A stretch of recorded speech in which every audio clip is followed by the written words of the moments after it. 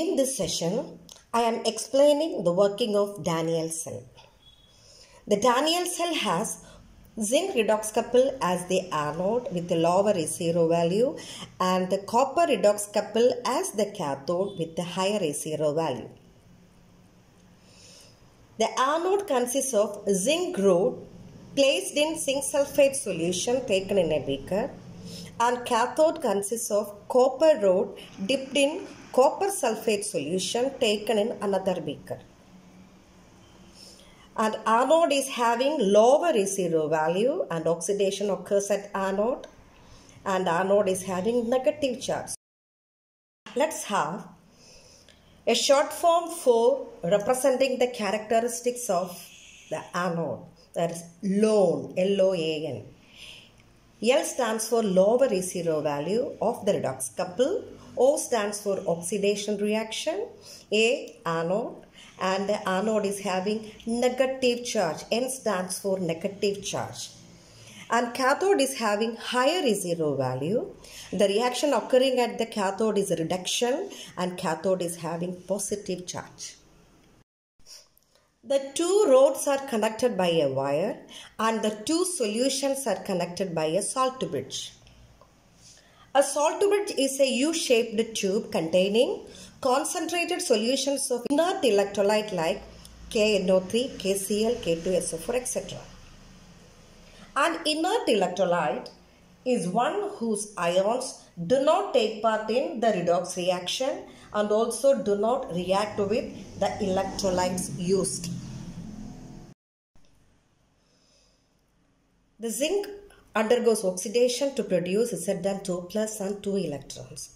And the electrons are pushed through this metallic wire and they reach the copper rod where the copper ions from the electrolyte receives the electron and get reduced as copper.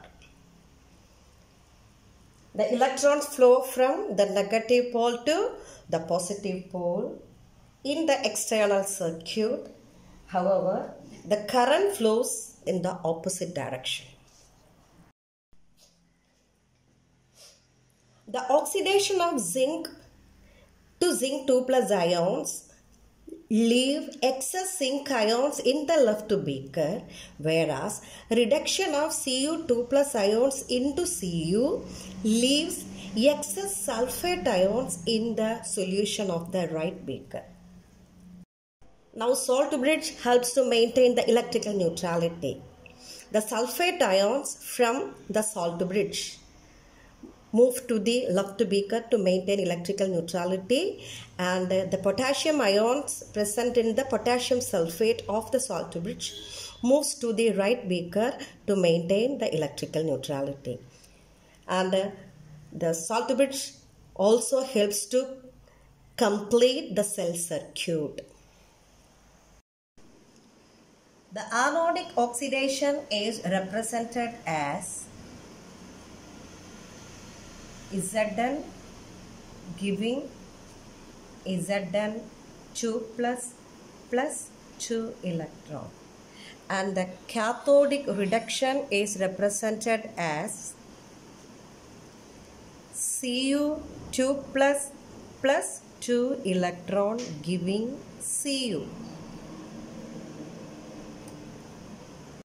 The overall reaction taking place in the Daniell cell is represented as Zn solid plus Cu2 plus aqueous giving Zn2 plus aqueous plus Cu solid.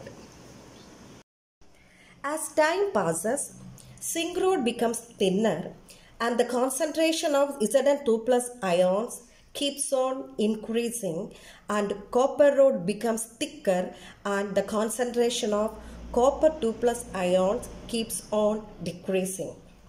At the same time, voltage of the cell as read on the voltmeter keeps on decreasing.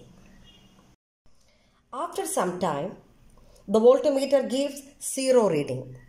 This indicates that equilibrium has been attained, and E cell becomes 0 volt and Daniell cell stops working. Write the reactions taking place in Daniell cell when an external opposite potential is applied in the galvanic cell. The three cases are represented here, and case 1 is E external less than 1.1 volt. In this case, the reaction takes place same as the reaction in the Daniell cell. The anode is zinc and zinc undergoes oxidation to Zn2 plus, and cathode is copper, and copper ions from the solution get reduced to copper, and electrons flow from zinc rod to copper rod. Current flows from copper rod to zinc rod, and zinc dissolves at the anode and copper deposits at cathode. The second case is E external is equal to 1.1 volt. In this case, no chemical reaction occurs, no flow of electrons or current. In the third case, E external is greater than 1.1 volt, and this is the condition for recharging Daniell cell, and all the reactions in the Daniell cell get reversed. Copper serves as the anode and zinc serves as the cathode. So at anode, copper undergoes oxidation to copper 2 plus ions, and zinc 2 plus get reduced to zinc in the cathode. The electrons flow from copper rod to zinc rod. Current flows from zinc rod to copper rod, and copper dissolves at anode and zinc deposits at cathode.